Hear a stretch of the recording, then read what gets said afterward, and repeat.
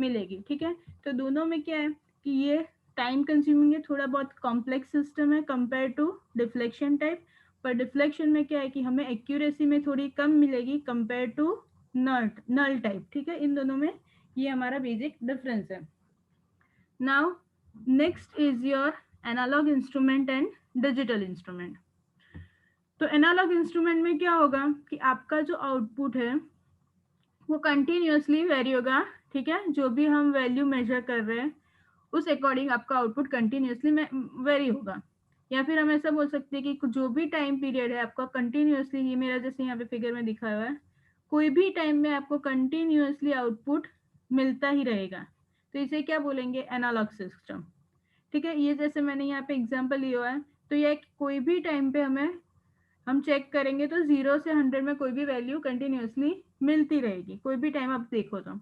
फिर आप वो टाइम 1 मिनट के बाद देखो, 2 मिनट्स के बाद देखो, या फिर 0.1 में देखो, मतलब आपको कोई भी टाइम इंटरवल में आपको कंटिन्यूअस आउटपुट मिलता रहेगा। इसका क्या मतलब है कि हमारे पास जो आउटपुट हो गए वो कितने हो गए, इनफाइनाइट नंबर्स ऑफ आउटपुट हो गए, ठीक है। आप टाइम पीरियड को 1 मिनट 5 मिनट्स के इंटरवल में डिवाइड कर सकते हो, 1 मिनट में कर सकते हो, सेकेंड्स में कर सकते हो, ठीक है, मिली सेकेंड्स में कर सकते हो। तो आपके पास जो आउटपुट्स हो गए in analog, it will have infinite number of output. हमारे जो आउटपुट हो गए वो एनालॉग में क्या हो गए, इनफाइनाइट नंबर्स ऑफ आउटपुट मिलेंगे। और वो क्या करेगा कि आपका जो टाइम पीरियड है उसमें वो कंटिन्यूअसली आपको आउटपुट देता रहेगा। ये हमारी क्या हुई, एनालॉग सिस्टम हुई, ठीक है। Next is your digital system. अब डिजिटल सिस्टम में क्या होगा कि हमारा जो आउटपुट है वो कुछ हमने टाइम डिस्क्रीट स्टेप, मतलब हमने एक टाइम फिक्स किया, उस टाइम पे ही वो हमें आउटपुट देगा, ठीक है। वो पूरा, जैसे यहाँ पे आप देख रहे हो फिगर में, वो पूरे टाइम में हमें आउटपुट नहीं दे रहा, एक बार दिया, फिर सेकेंड टाइम दिया, थर्ड टाइम दिया, ठीक है। उसका आउटपुट क्या है, फिक्स नहीं होगा, थोड़े थोड़े टाइम के बाद वो आउटपुट मेजर करके इट विल शो। तो ये इसमें क्या बोल सकते हैं कि हमारा जो आउटपुट होगा वो क्या होगा, फाइनाइट नंबर ऑफ वैल्यू देगा, ठीक है। हमारा जो वो हमें आउटपुट जो दे रहा है वो क्या होगा, वो फाइनाइट नंबर होगा, मतलब हम जो आउटपुट देंगे वो काउंट कर सकते कि हाँ इतने इतने हमने जो टाइम फिक्स किया उसमें इतने इतने आउटपुट्स मिले।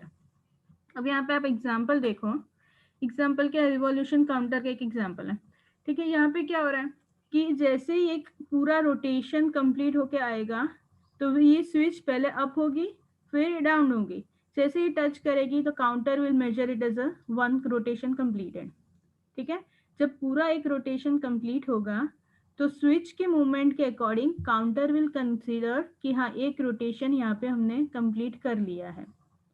फिर अगेन इट विल कंटिन्यू, फिर वो पूरा अगेन सेकेंड रोटेशन पूरा कंप्लीट करेगा, तो फिर स्विच अप होके डाउन होगी, तो काउंटर को पता चलेगा कि हाँ अब सेकेंड रोटेशन इज कंप्लीटेड। जैसे ही फर्स्ट रोटेशन कंप्लीट होगा इट विल गिव आउटपुट, जैसे ही सेकेंड रोटेशन कंप्लीट होगा it will give some output, ठीक है।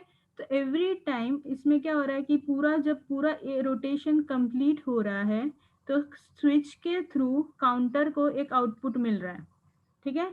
जैसे ही हमारा एक रोटेशन कंप्लीट होगा तभी वो स्विच अप या डाउन होगी और उस अकॉर्डिंगली हमें आउटपुट मिलेगा।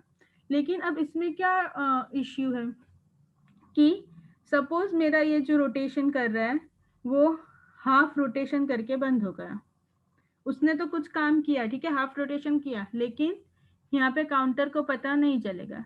क्यों, क्योंकि काउंटर में हमने क्या सेट किया है कि जब पूरा एक रोटेशन कंप्लीट होगा then and then only we are getting some output, ठीक है। तो इसमें ये क्या होगा कि वो पूरा रोटेशन पूरा हमें कंप्लीट करेगा तभी आउटपुट मिलेगा, ऐसे ही थोड़ी बहुत मूवमेंट होगी तो हमें आउटपुट नहीं मिलेगा। मतलब हमें क्या है कि फाइनाइट वैल्यू पे ही, फाइनाइट नंबर में ही मिलेगा, और वो हमने जो टाइम डिसाइड किया, मतलब एक रोटेशन पूरा जब कंप्लीट होगा देन एंड